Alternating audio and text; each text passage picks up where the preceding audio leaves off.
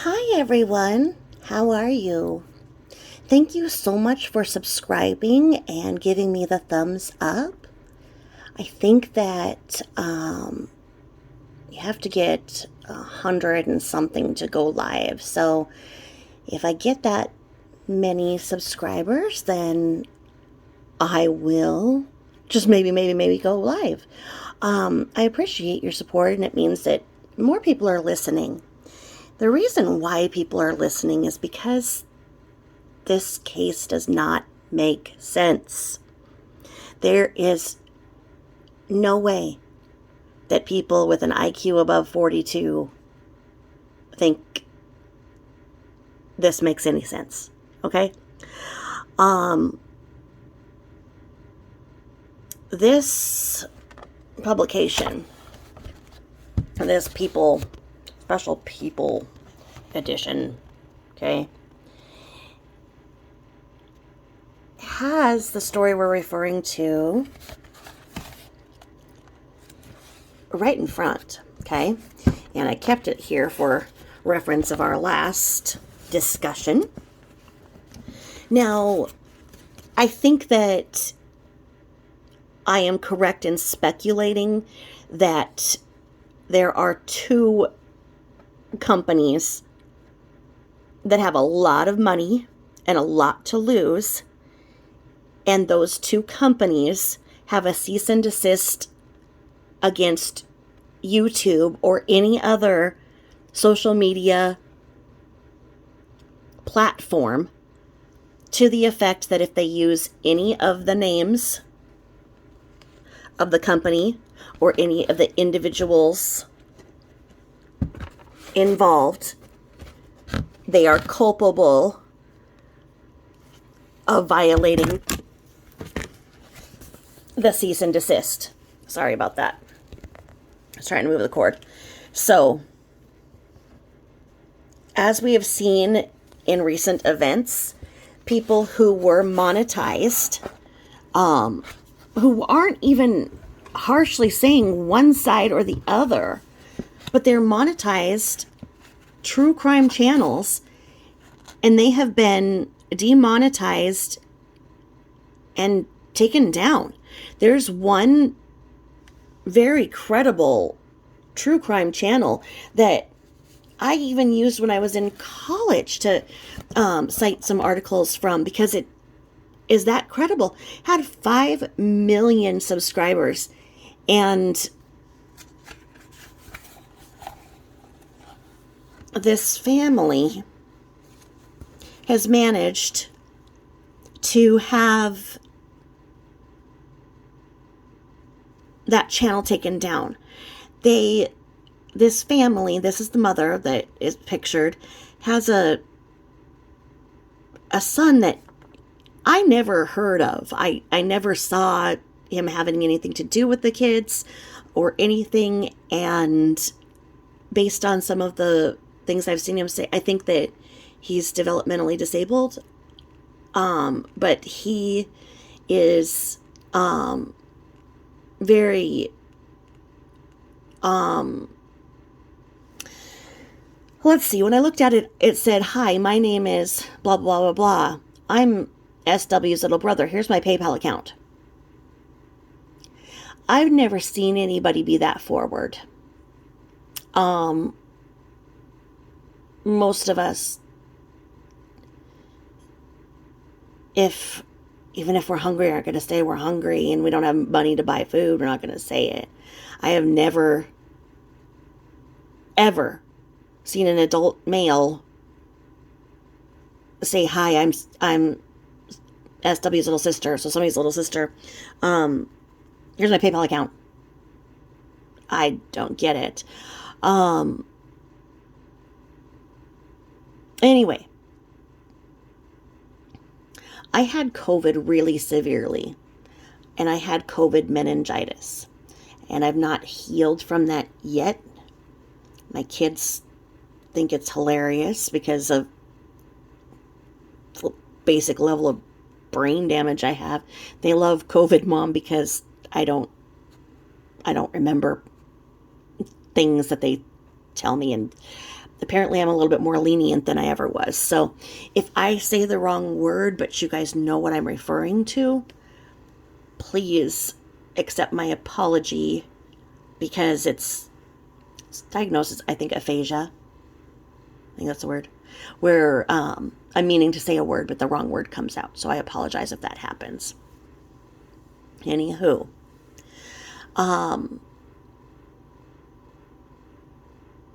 This publication, this channel, this people, Lifetime Network, their whole subsidiaries have done multiple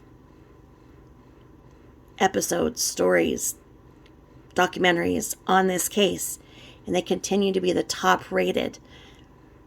They follow one narrative. They don't give alternative theories. I don't know why. I don't know if it's the two companies who I assume have a cease and desist on YouTube, have a cease and desist against every single mainstream media. It could be. It could very well be that in the beginning, this person had an attorney come to them and wanted to essentially license any and all photographs, videos, etc., relating to the tragedy. And in so doing, then those cease and desists have been used in perverse ways that they were not meant to by the letter of the law as it pertains to freedom of speech. Now, I really, really like Ashley Banfield. I think she's got a great brain, and I have followed her for like 15 years. She had a hunch that something wasn't right in this case. And she went a little too far off of her script for the broadcaster that she worked for when she was doing this story. And she got fired. Okay? Ashley Banfield is one of the most recognized and trusted names in headline news. Okay? So she got fired. Whatever happened when Dr. Phil did the episode, you could tell that Dr. Phil's eyeballs were like Google around in his head, because what he was saying, and as some people refer to him and they say he's not even a real doctor. He is. He's a psychologist. I don't think he's a psychiatrist. A psychiatrist is one that can prescribe medication for psychological issues. But he was actually a practicing psychologist in family psychology, and he's done a lot of forensic psychology. He did prison work, breaking down.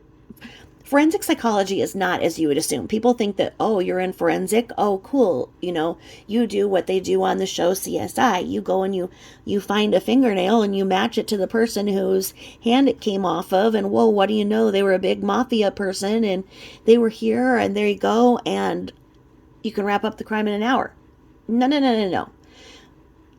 Basically, the root of the word forensic means to break down, to look at, take apart, deconstruct. So somebody who's a forensic accountant is not going and checking out crime scenes and crunching the numbers. A forensic accountant is going to say, okay, you have this much money in the bank. How did that much money get there? And can we prove that it was there and all earned legally? If not, what parts do not fit and cannot be accounted for? Okay? So Dr. Phil was a forensic psychologist, so he would be hired by attorneys before they would go to a trial, and he would look at the person they were defending or convicting and look at the psychological profile of that person after doing testing and say whether or not this person's psychological makeup, profile, and possible psychological diagnoses would fit the picture for this crime. Okay? Given that background, you could tell that what Dr. Phil was saying was not what his mind was thinking. Now, those of us who have been in true crime for, I'd say, I think probably 12 to 14 years. 12 to 14 years ago is when I started seeing and being a victim of extreme online bullying. That essentially, if what I said did not add up to what groupthink was, then I was singled out, and it looked like multiple people were then attacking me. But as I learned from forensically taking apart cyberbullying and the cyberbullies that attacked me, I realized that oftentimes one cyberbully is just like Medusa. They're a head of snakes that you take one down and a million snakes come out. And it's not that there's a million separate ones. They all came from one head, in that each troll, each bully creates and maintains several different profiles. Therefore, they can create a narrative that they want. Now, you have to ask yourself, why would certain people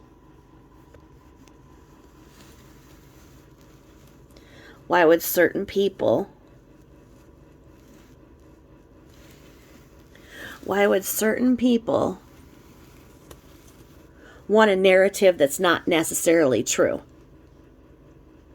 Well, what is the root of all evil from the colloquial term? Money. Okay? We know that certain people have profited from this tragedy. That, my friends, is the problem, not people speaking out. The problem is who is making a living off of the untimely and tragic deaths of two innocent children and their mother. I'm tired of the online bullying. We've had forefathers who have lost their lives to fight for the freedom of speech in which we have in America. And I understand that the internet is global. So I can't say that what I'm saying didn't go to another country. But I can tell you that 95% of what I say does go to this country. And I'm being accused of bashing murdered victims. Okay? There are a group of people who've now bound together, and they like to shine a big light anytime that somebody goes live, and they put a super chat, so then their comment gets shined bigger and bolder than anybody else's. And they have a script, basically, and it'll say, admin, moderator, help. People are bashing murder victims. Okay. I don't know what that does other than continue a narrative that's going to lead to another tragedy such as this. Because if we don't figure out what happened here, tragedies like this will happen again. Our economy is failing. We have so much stress in every aspect of our daily lives. People have no patience. There are more tragedies such as this that have happened since this one and will happen again until we start to see patterns in behavior and stop them. Okay? If you see a pattern of behavior such as the active abuse of a child, it is your responsibility to make sure that that abuse does not happen in your company.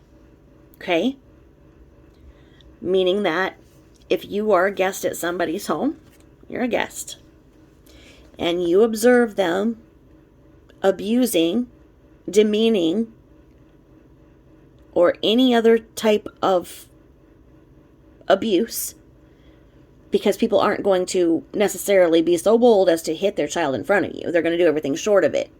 Even if you are a guest in that person's home, it is your duty to stand up, even if you're a guest, even if that person is a relative, and stand up and say, I'm not okay with the way that you're treating this child.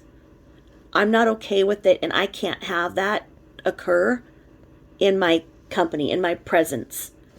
I'm going to leave. And you take a stand for it. Now, if you take that stand and then you call child services and report that family member, yeah, you're going to have the rest of the family go against you and you will be singled out. But at least you know that you were true to your own moral code, that you did not allow child abuse to occur in your presence, that that child is not going to remember something happening and looking up and seeing your face agreeing with it or being compliant with it.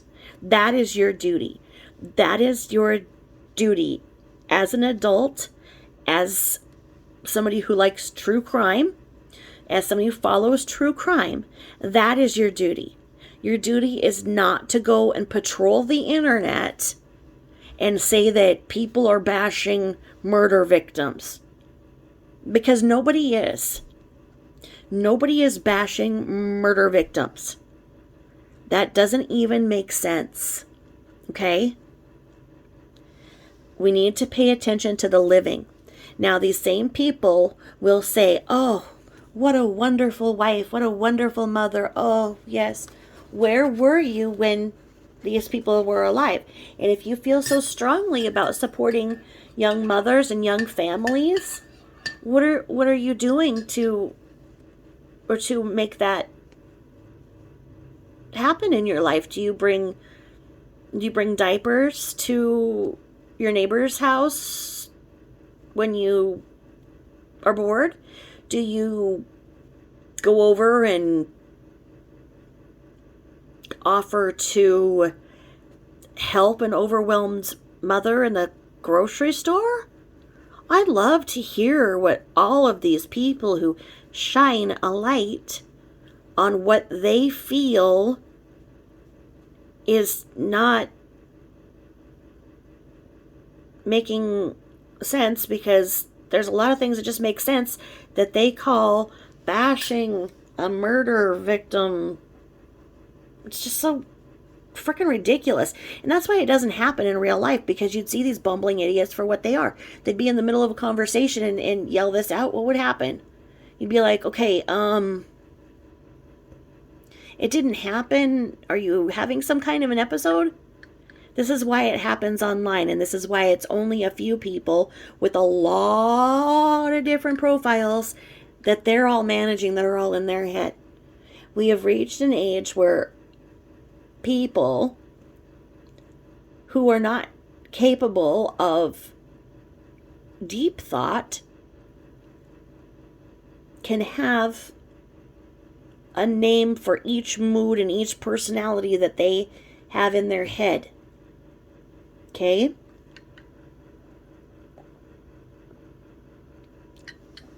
I don't know what happened. I don't know what happened here. There are only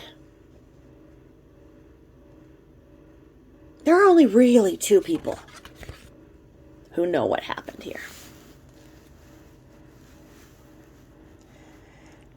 Is it those two?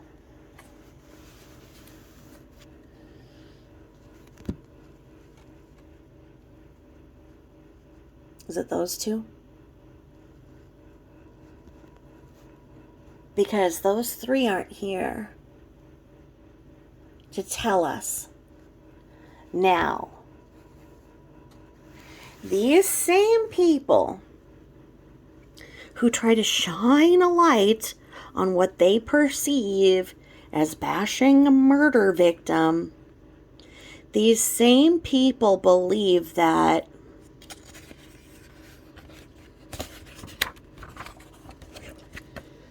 this one was able to determine the sex of her daughter's fetus by spinning a needle with a string in a circle. They also believe that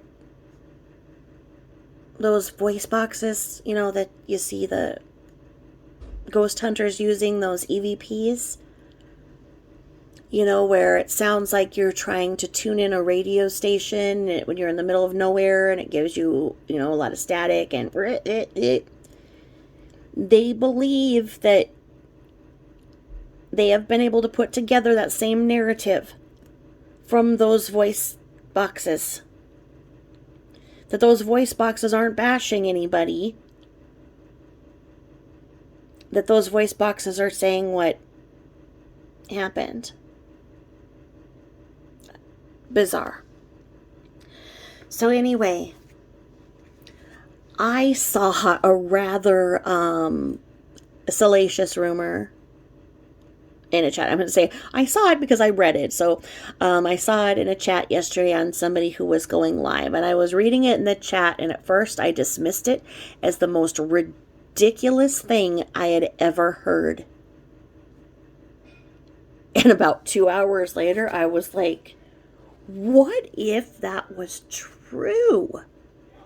What if? Okay, so I am not going to put any more thought into it, but I am going to tell you what was said, okay? So, what's being said is this one's mom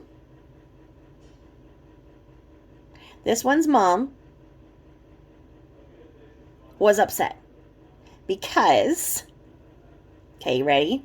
So this one's mom was upset because, ready, let me see here. Because this one slept with her dad. Okay? So let's play this out in a parallel universe. This one could have became the stepmom for that one. Okay? So as the rumor went yesterday, it was said that this one's mom said, "Oh, I'm so upset because your dad had an affair. Oh, I don't know what I'm going to do with myself. You, my child, you flying monkey, I want you to go and seek out this man. Yes, that man. And I want you to go and seduce this man and take him away from her like she took your dad away from me. Now, come on. We're going to give it this look. Okay? That's probably the look I had when I first read it. I'm going, what in the Sam Hill? But then there was, in the discovery, she said some things that don't add up. Leave Jim alone. No, not that one. Not that one.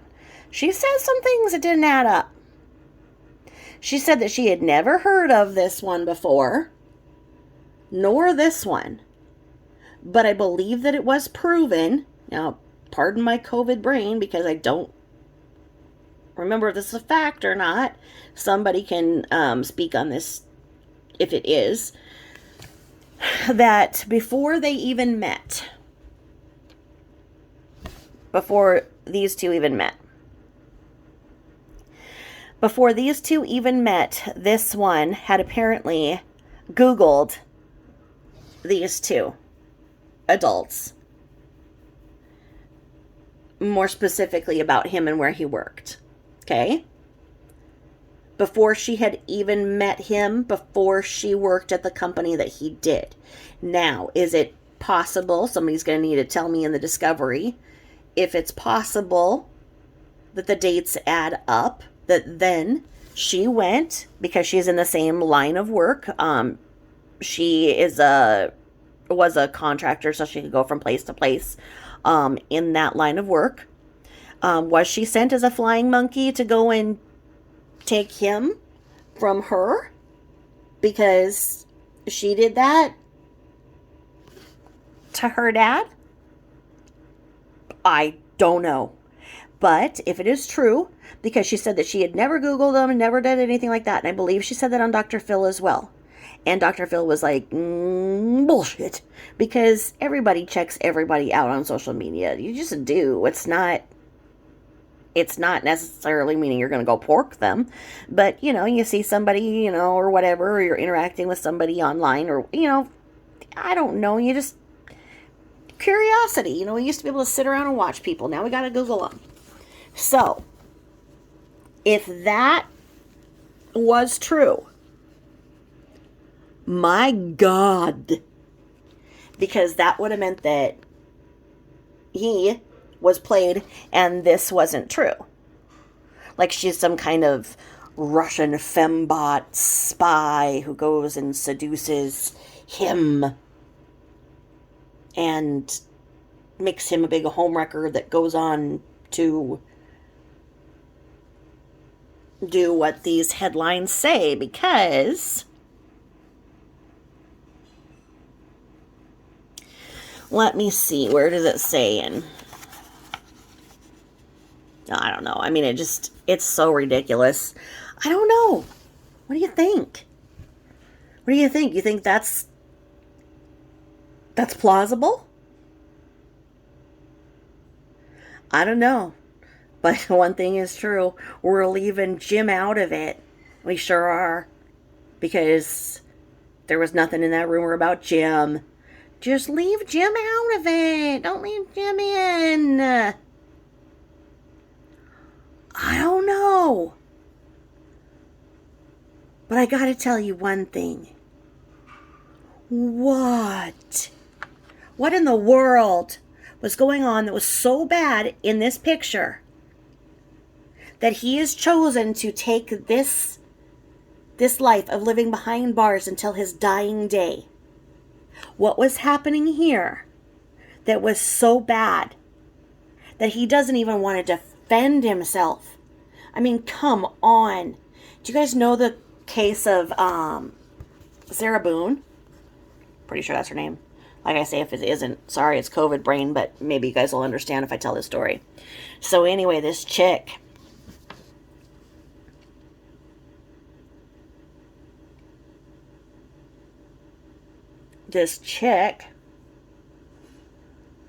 hold please. Hold please. Hold please. Let me get to this just a second. I'm sorry, I've got a call coming in. Just a second. Hold please.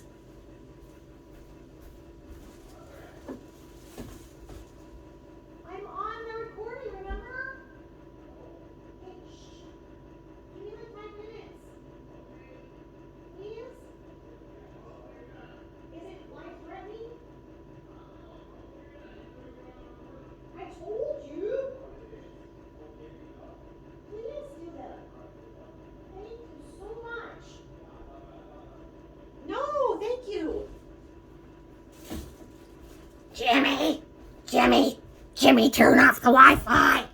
Lord, I tell the people around here, probably I didn't because of my frickin' COVID brain, that I'm going to be in my office for just a minute and don't interrupt. Can anybody do that? No. Lord. Anyway, I apologize for putting y'all on hold after that big rumor. So anyway. Anywho. This chick, believe her name is Sarah Boone, unless my COVID brain made that up. She had a son with a previous marriage, and the son was at his dad's house, and the ex-husband seemed somewhat normal, you know. Didn't know they married a whack job and took custody of their son because he obviously made an error in judgment and knows that his wife's a whack job. So he divorces her, takes custody of the son. The son is over there quite a bit. And she gets involved with this other guy. A Hispanic man named, please forgive me, can't remember his name. And maybe, you know what I need? Maybe I need to put on one of these frickin' stickers so I can remember my frickin'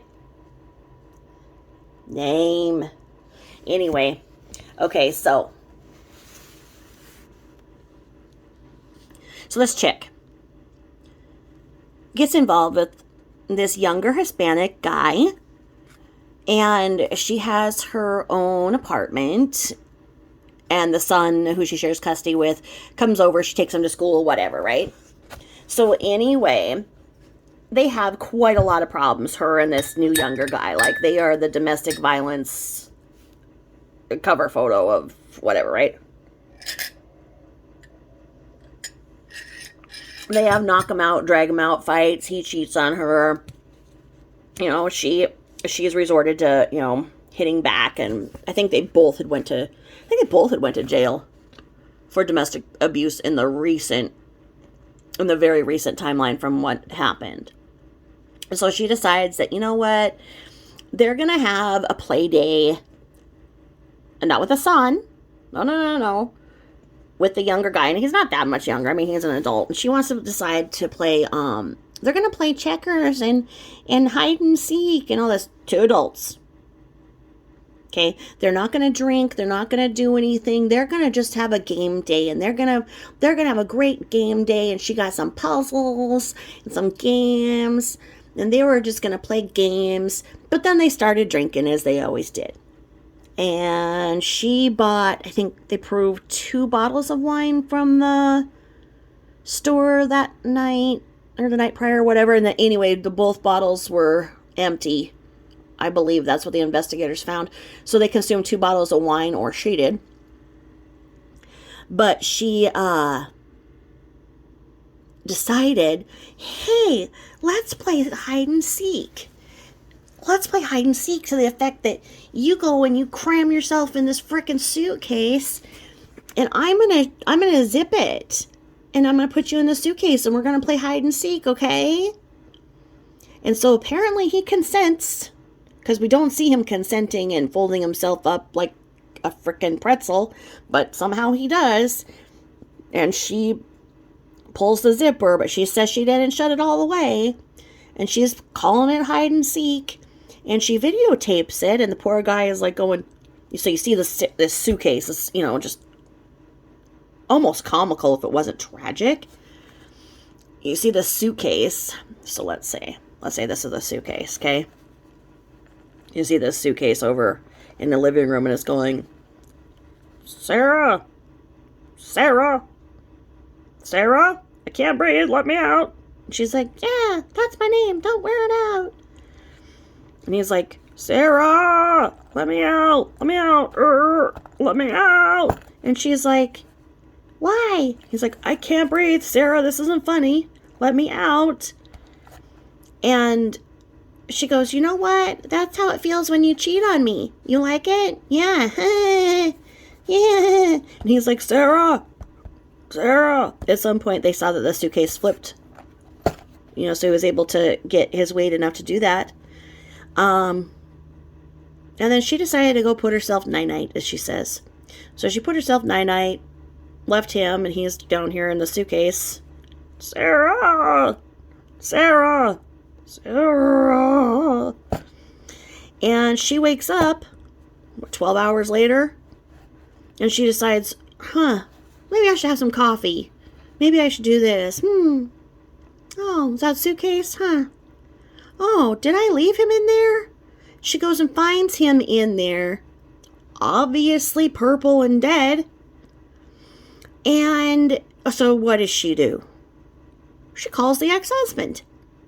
She calls the ex-husband and tells him, he's like, please get off the phone with me and call 911 immediately. And she's like, well, I don't know what to do, never been in this position before.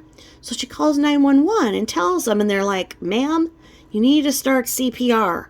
She's like, no, we were playing hide and seek, and he's purple now. I don't know. He didn't get out of the suitcase. And they're like, ma'am, is he dead? And she's like, well, I don't think so. We were just playing hide and seek. And they're like, ma'am, please focus. Initiate CPR. And she's like, well, he's cold and purple. And they're like, ma'am, lay him flat. Count with me. Let's do CPR. And then he gurgles, and she was like, ah. And they're like, okay, ma'am. Because then they hear, some kind of a noise on the other end. So they're like, okay, he's okay. He's, well, not okay, but, he's just breathed. So maybe, he's just passed out or something. And they're like, okay, Sarah, count with me. And let's do, chest compressions. And you can tell she's not. She's just like, 1, 2, 3, 4.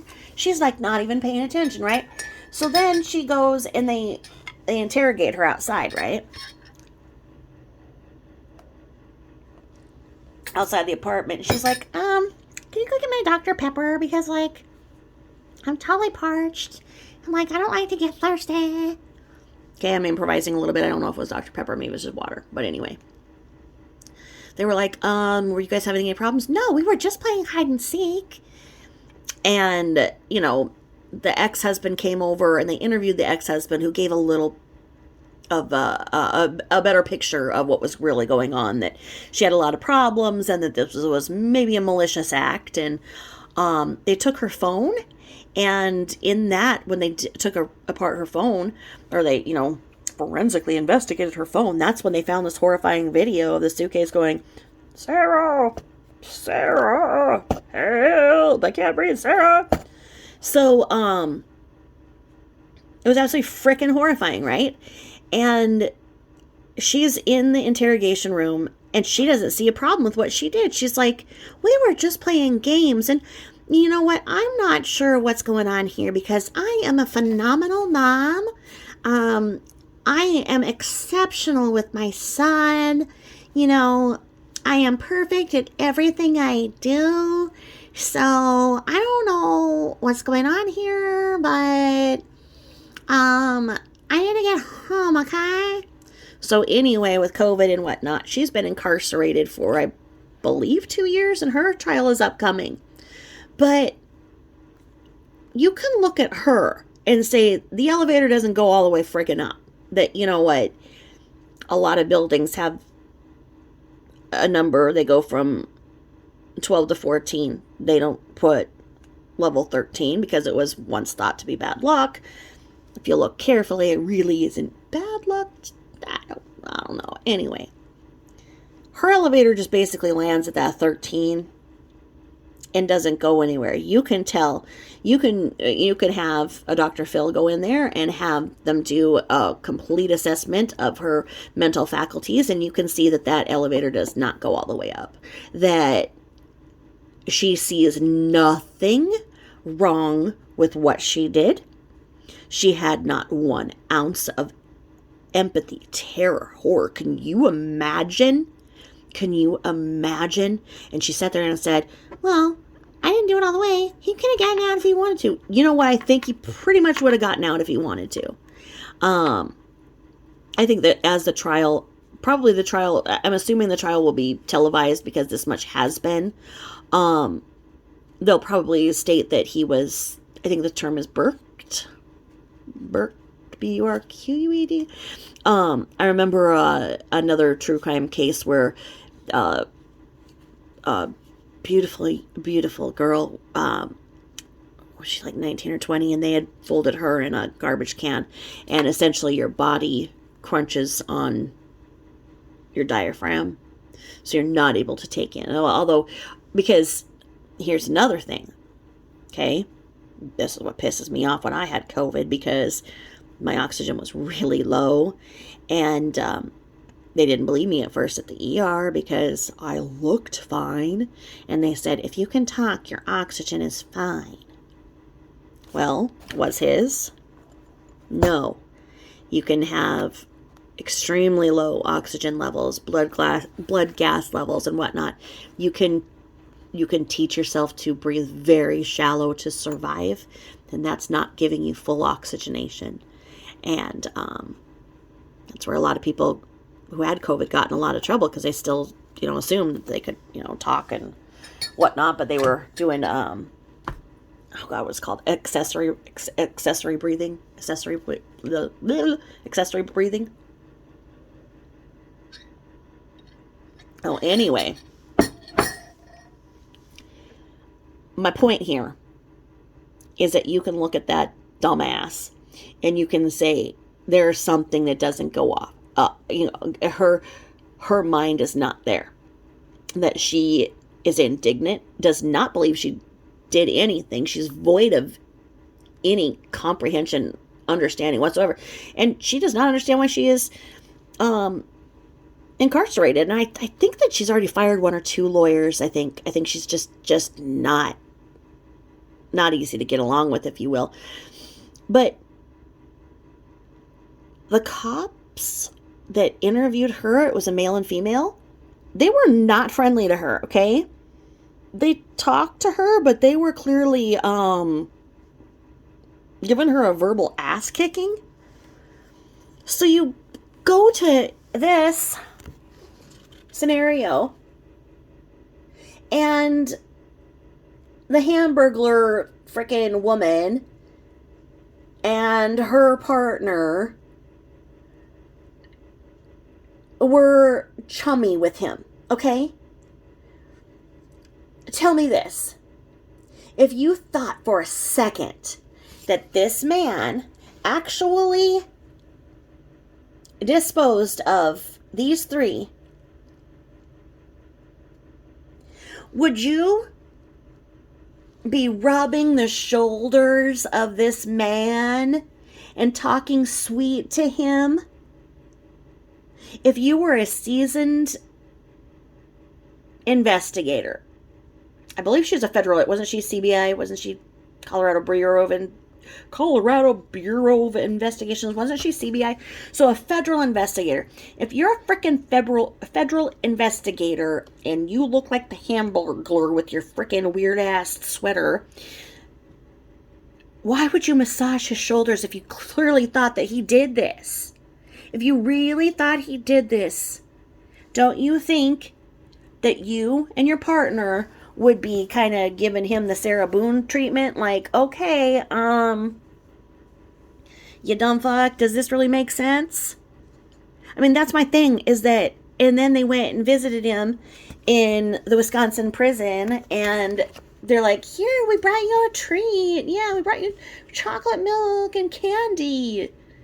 If they really thought he did this, like they say he did it, and even arguably he says he did it, why are they bringing him candy, going and interviewing him again? If this is a closed case, then why was there federal funding to fly those 2 out to go and bring him chocolate milk and butter him up? If he really did this like they say, and they say they believe, you lock the door and you throw away the keys and you never talk about it again.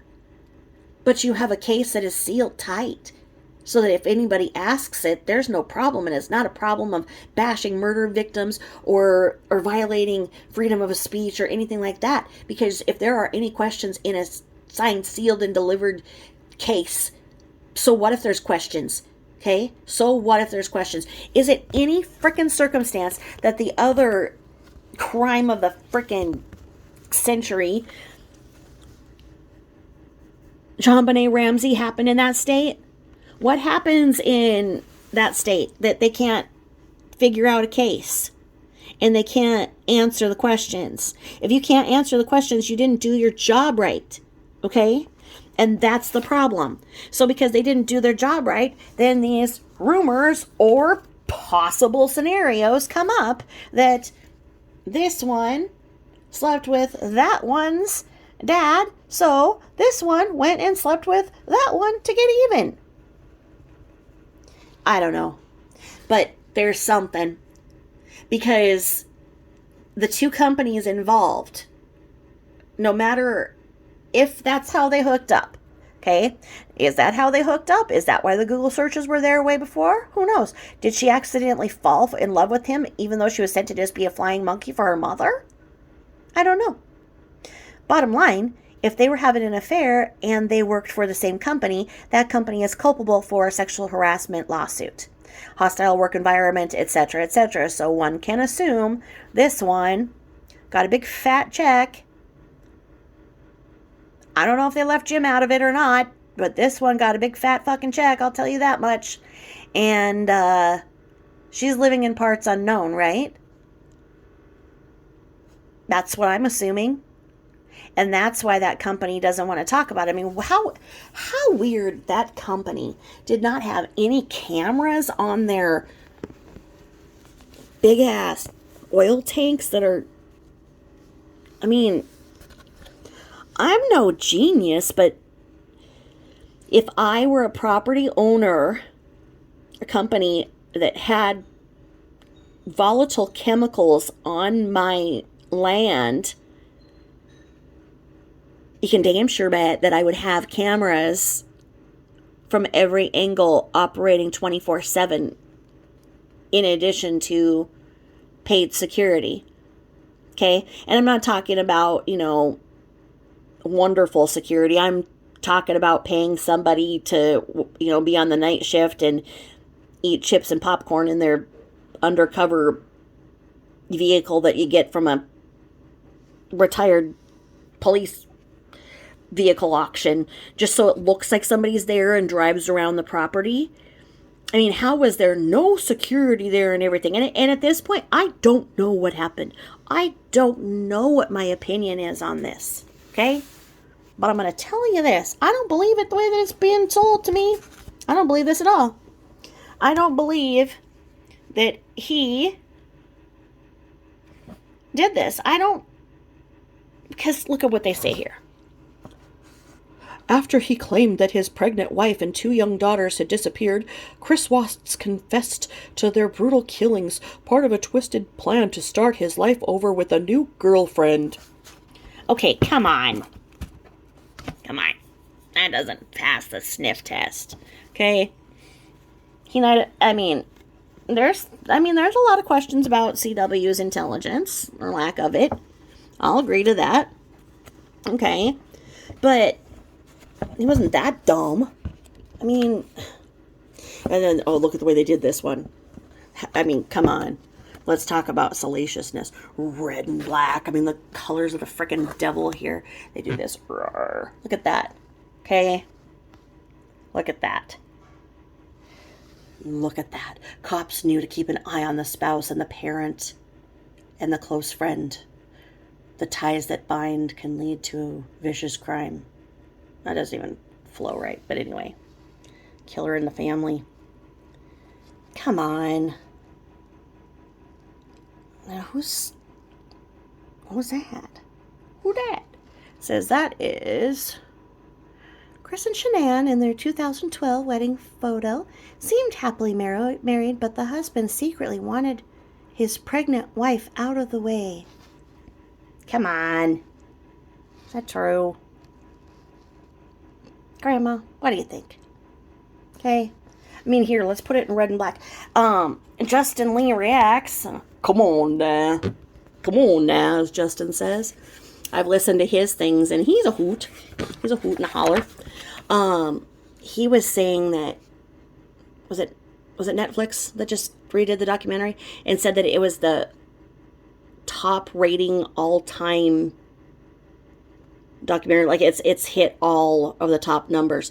Why are so many people watching this? Why are so many people looking at this? Why are so many people still wondering what happened 4 years later if this dialogue fits? It doesn't. It just simply doesn't. So anyway, I'll close on that note on the weird rumor and wonder what you think. And thanks for all the heads up or thumbs up. And I'm sorry that I do have to keep the comments closed. I just don't want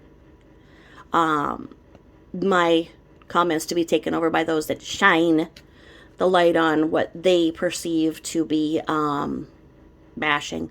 All I'm doing is calling out abhorrent human behavior, and if you stand up to what you see as abhorrent behavior and child abuse, you'll understand too, and you understand it's not bashing.